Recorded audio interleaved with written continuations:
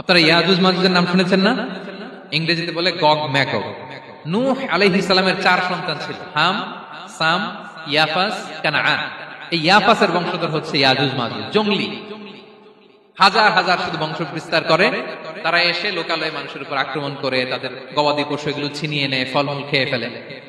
তো যুলকারনাইন বাদশার কাছে যখন বিচার দেওয়া হলো, উনি বললেন ঠিক আছে, তোমাদের ট্যাক্স দেয়া লাগবে না, তোমরা শারীরিক পরিশ্রম করে আমাকে সাহায্য করো। তো উনি বর্তমানে হচ্ছে এক পাশে কৃষ্ণ সাগর, ব্ল্যাক সি, আরেকদিকে কাস্পিয়ান হ্রদ বা কাস্পিয়ান সাগর, এর মাঝখানে 1200 কিলোমিটার লম্বা মাউন্টেন রেঞ্জ, পাহাড়ি এরিয়া, আপনারা গুগলে দেখবেন।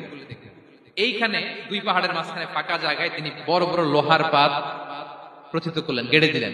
এরপরে তামা, সীসা গালিয়ে বিশাল একটা ওয়াল তৈরি করলেন। এটা যুলকারনাইন উনার বানানো ওয়াল বা ড্যাম, প্রাচীর। এখন আর ইয়াজুজ মাজুজ আসতে পারে না, ওরা আর আসতে পারে না। ওরা প্রতিদিন এটা